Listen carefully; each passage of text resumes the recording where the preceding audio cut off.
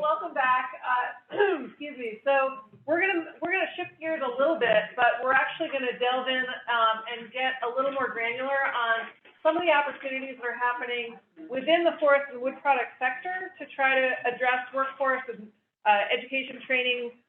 So we're gonna highlight a few projects or programs that are available out there. And so we have, let's see, we've got a couple of different folks. I think we're gonna start with Jay Ramsey, who's with the Department of Education. So he's on Zoom, and then our other two speakers are in the room with us. So Jay, we're going to start with you, and Ellen's going to move your slides along for you. So as soon as we get up to Jay's part, we'll turn things over to you. Yeah, okay. So I'm going to turn things over to Jay to talk a little bit about the career and technical centers, because that is obviously a big, I think, connection for this industry to be able to make. So Jay, I will turn it over to you to tell us more about the CTEs.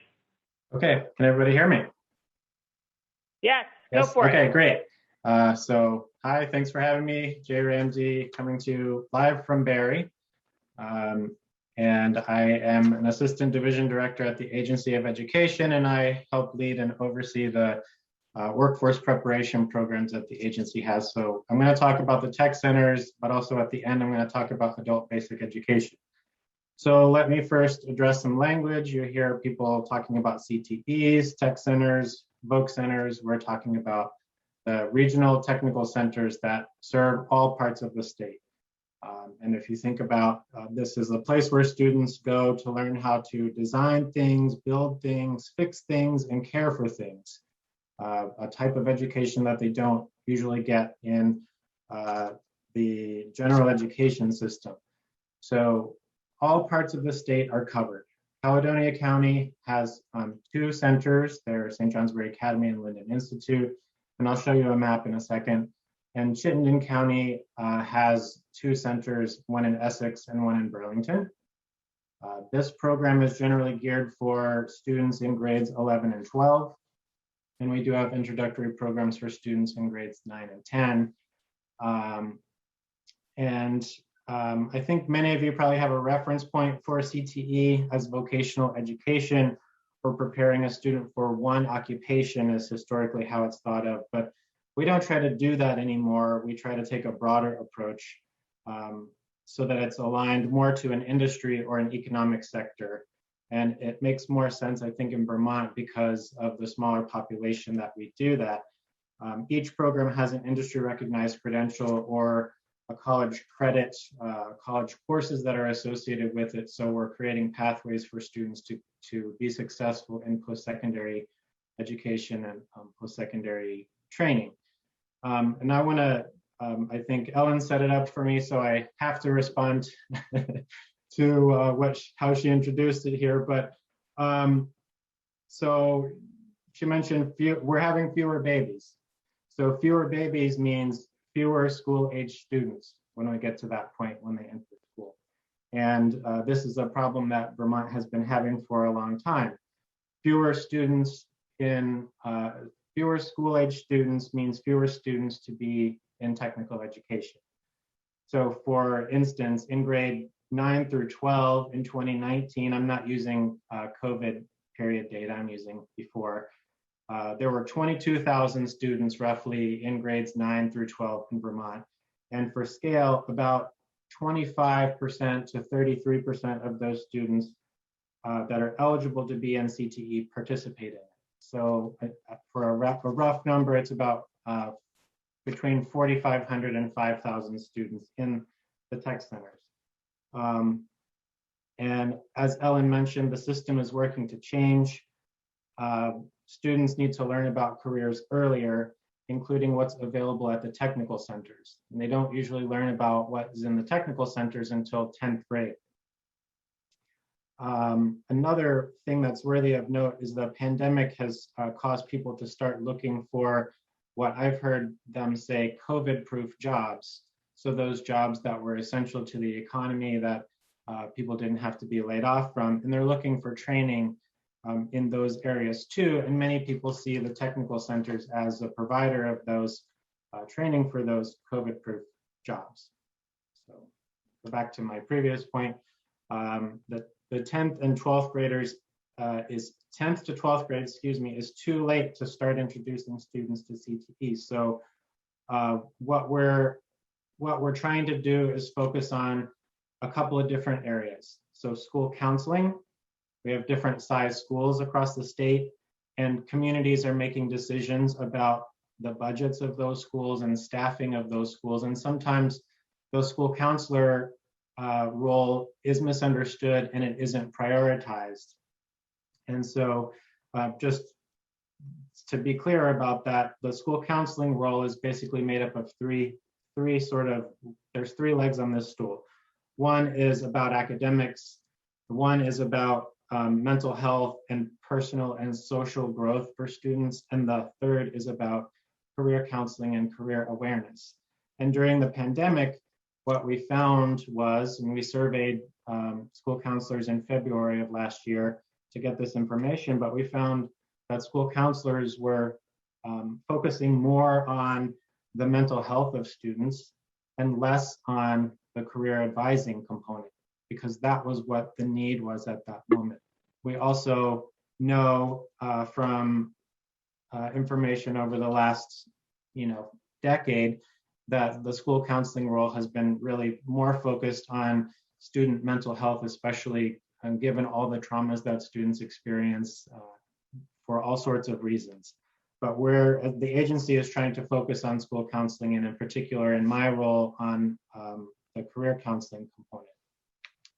We're also working to restructure funding. The legislature approved some pilots so we can change how we pay for the tech centers. So it's not based on use, it's essentially based on the financial need of the centers. We're working to connect middle schools to the tech centers.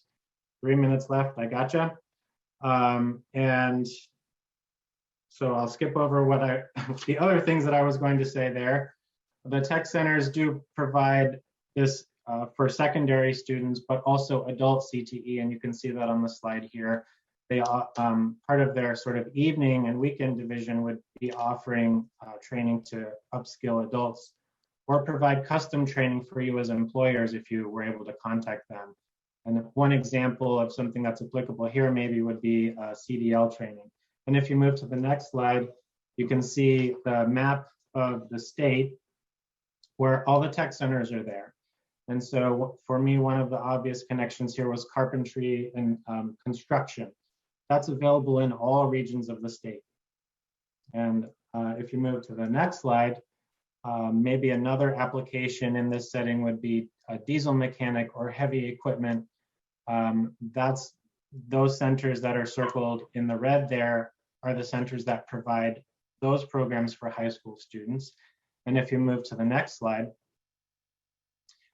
these are all over the state, as you can see, where forestry and natural resources programs exist and where diversified ag programs exist. And sometimes there is crossover for diversified ag programs to teach a little bit about forestry and a little bit about natural resources. So this should give you a good sense of where, essentially everywhere, you could reach out to a technical center and offer to help or ask for help.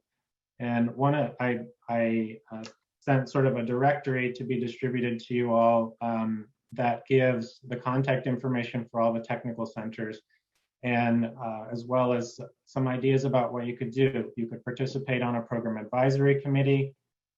That would be one thing that you could do for the center.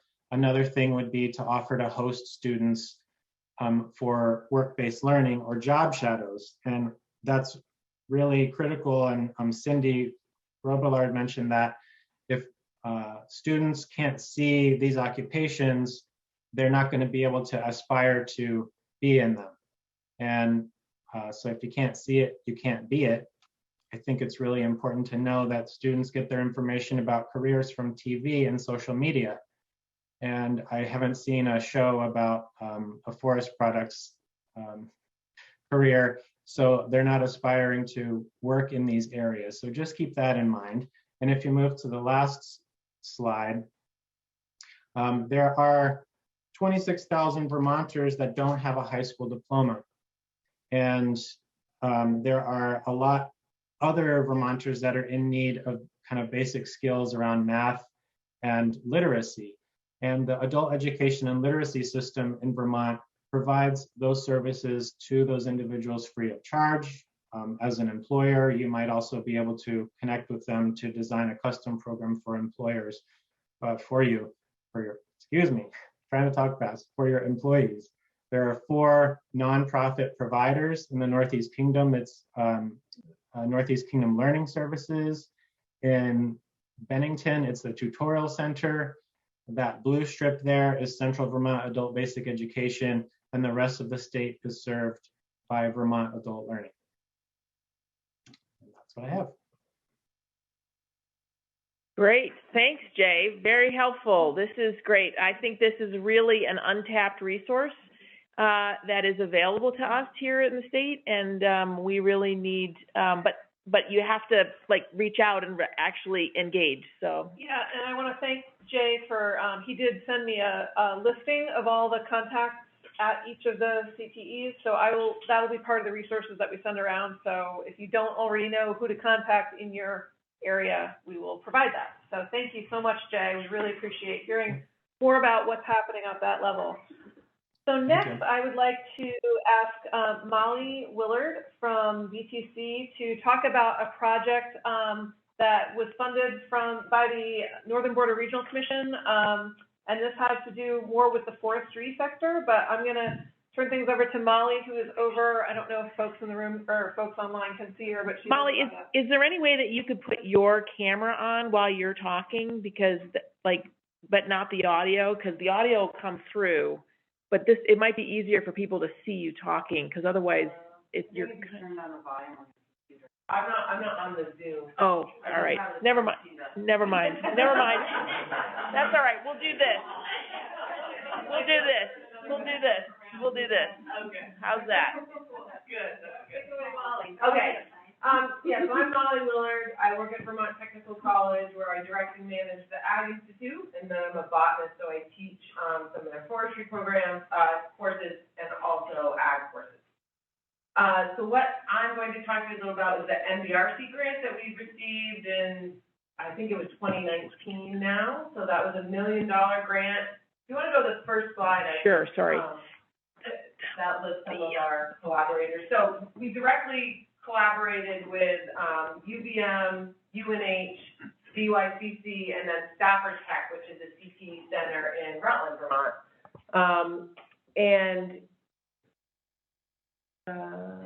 Is this? Yeah, sorry. And then sort of indirectly, it looks different, but you would change it.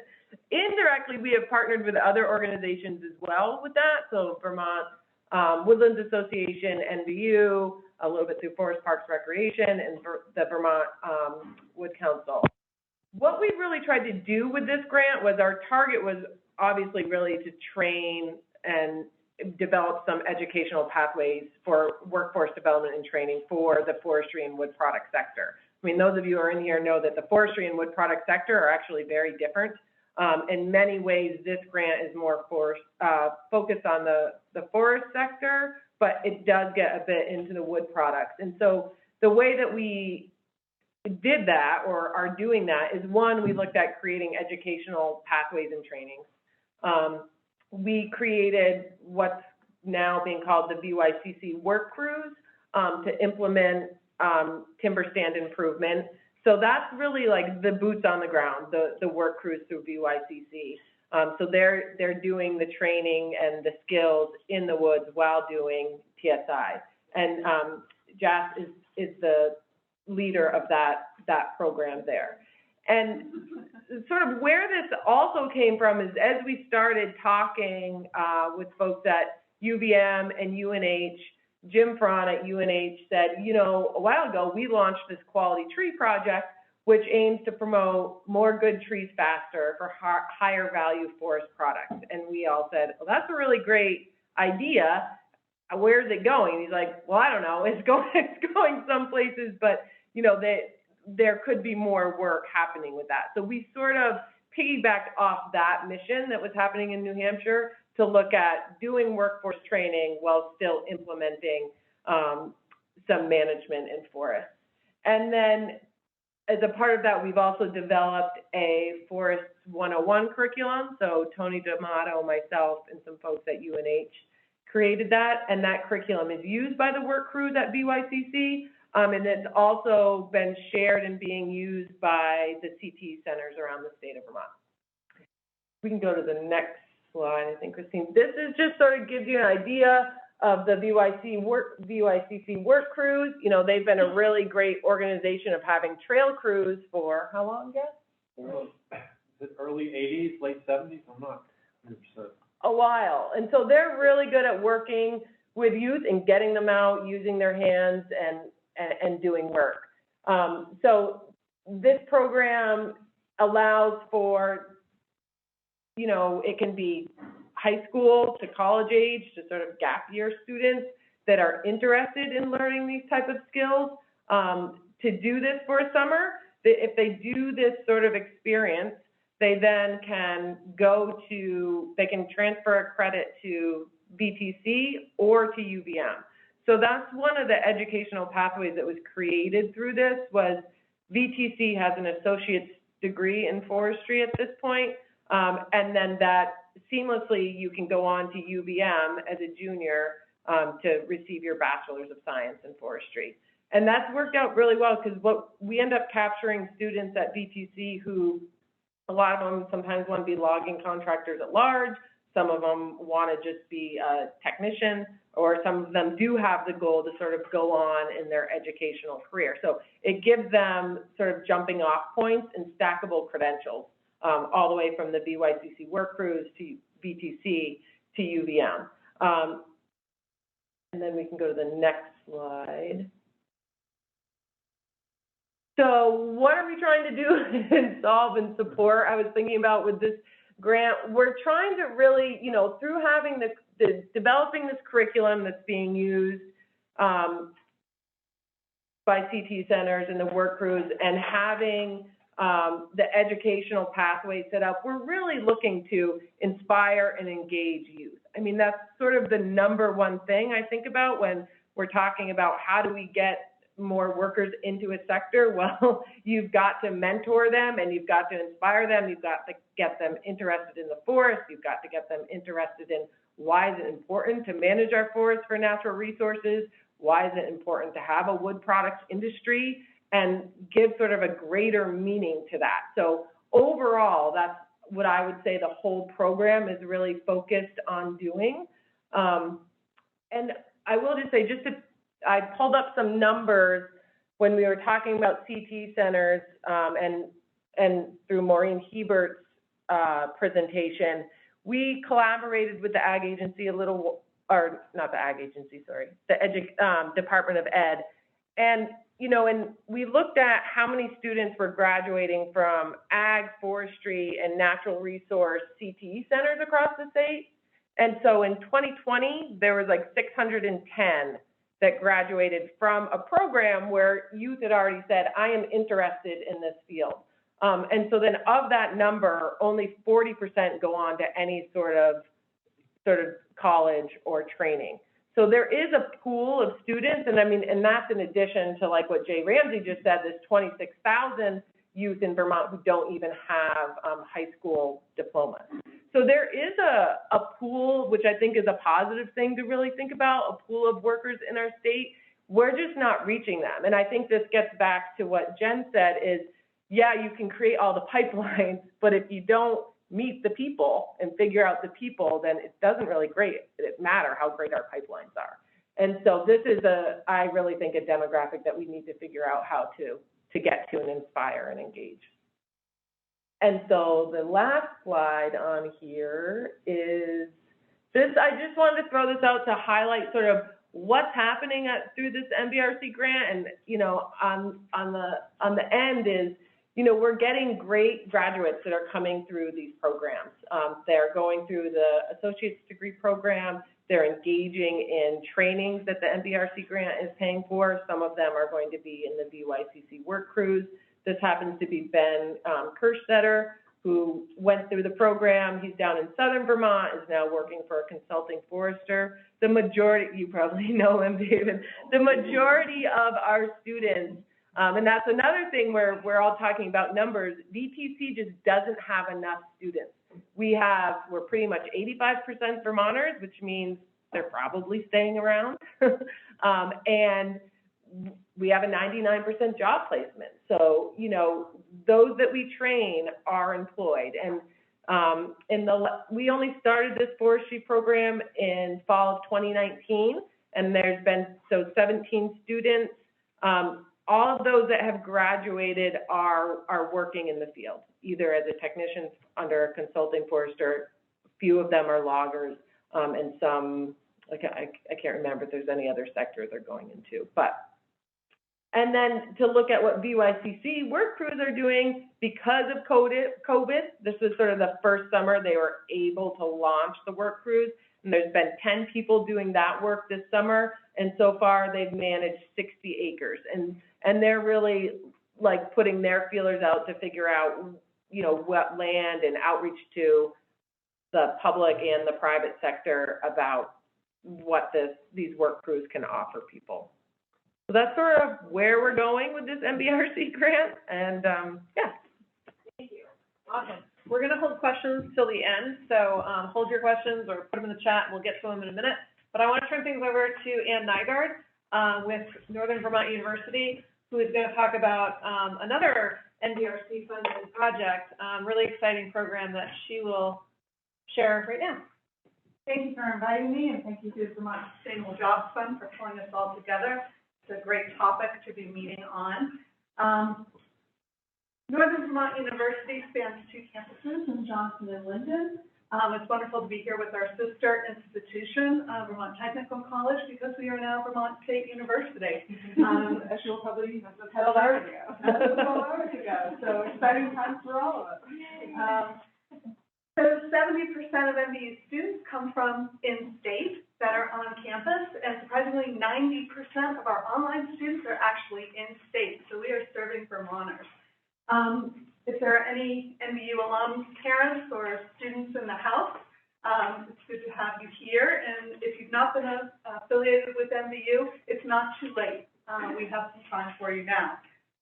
Center for Professional Studies makes educational and professional opportunities available to our Due North co-working program, which serves remote workers as well as entrepreneurs in the area looking to move to the next level. Our testing center, which is one of the few public testing centers in the state of Vermont, and professional lifelong learning courses that are online, in the classroom, and also in the field. So MBU secured a Northern Border Regional Commission grant at the beginning of this year. And the goal is to develop MBU's Forest Accelerator initiative.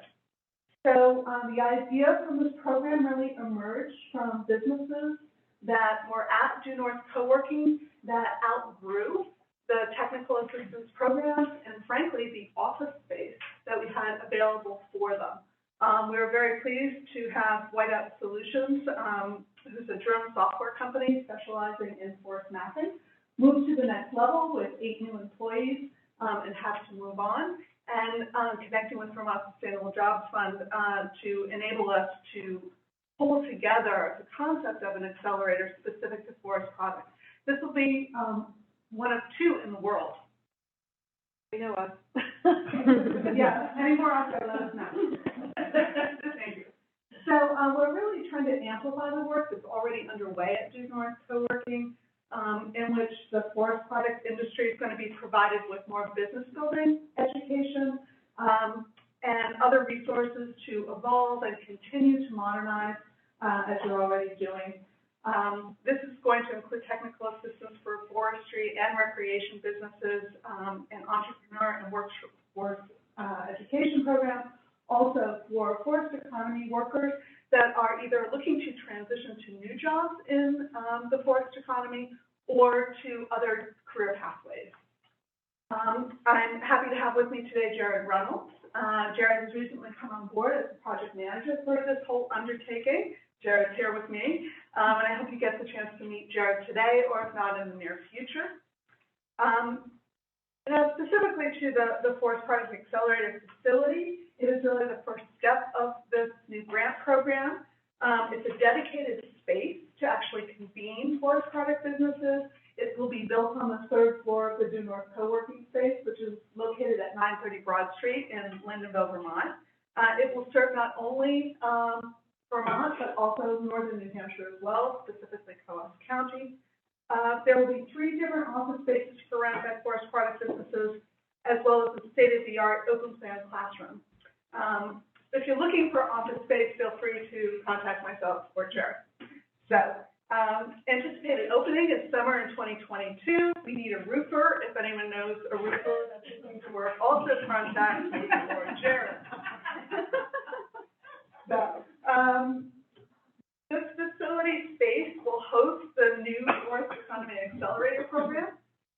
This is a really unique opportunity for 8 to 10 forest product businesses to go through a select competitive application process and be selected to go through this high-end program. The aim of the program is to support this business to go to scale and further develop their innovations, growth concepts, and other emerging technologies. We're interested in all types of innovation related to the forest industry, especially the softwood market that's underutilized according to the studies that we've done. The forest aspect is a given to this, but it interfaces with other industries as well. So perhaps you have a new solution for sustainable energy, or a solution for smart materials, food, or something else that can make the world a little greener. If this is of interest, again, contact me or Jared. There's call to actions here. Okay? They involve mostly me and Jared. So, and then finally, you might be interested in exciting workforce development efforts underway that are tailored to adult needs and lifelong learning.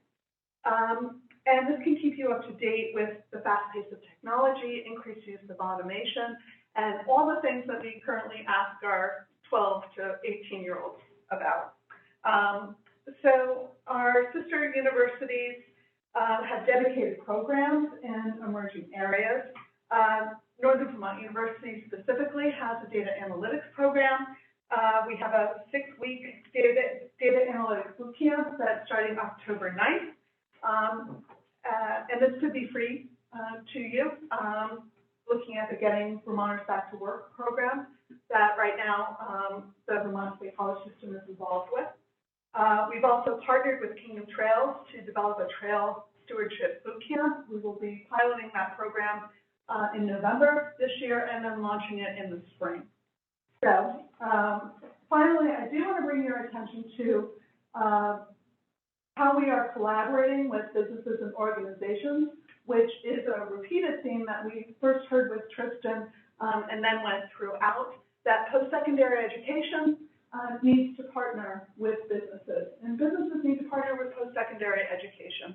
And to that end, we have implemented the learning and working communities approach, where this is a structural change within the university to engage students closely with businesses from the time they enter our doors. And in these programs, businesses will have the opportunity to not only educate students in what they need them to know to become worthy employees, but also to vet the students for future work and to be future employees.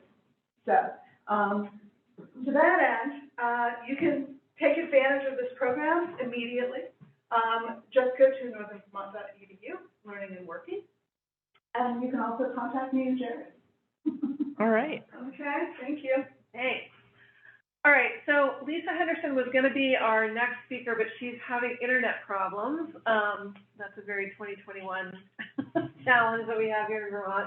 So she wasn't able to make it, but I wanted to just bring to your attention, if you're not already familiar with Vermont Manufacturing Extension Center, because they actually, where they come into this whole picture is helping businesses become more efficient, to kind of do more with less, essentially.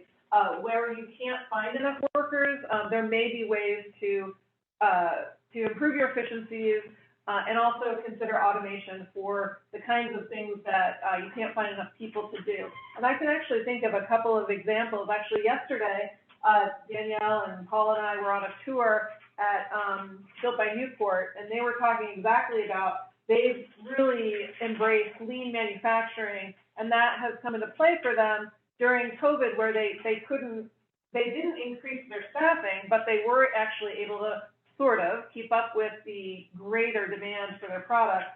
And it really had to do with just making everything as efficient as possible so they didn't need as many people, and also doing more with automation so that for those jobs that they just could not find someone to fill, they're able to have those jobs happen via robotics. Another example, and actually Kathleen or Lucas, I know I've heard at the Vermont Woodworks Council meeting, Andrew Pierce talking about a recent investment that he made with Andrew Pierce Bowles on automation and using robotics. So he purchased a robotic arm to do sanding because they can't find enough people who want to sit around and sand all day. But a robot will do it and won't complain and won't take a break. And so for them, Don't need to go to the bathroom. right, you know. And so it made sense as an investment for them to be able to provide that. So that's another way that honestly VMEX could assist businesses who are considering these kinds of options. You know, I highly recommend, and again, we'll send around the contact information to talk with them about if you're considering something like that, they might really be able to help you, point you in the right direction, help you figure out what might make sense for your business. So that was what she was going to talk about.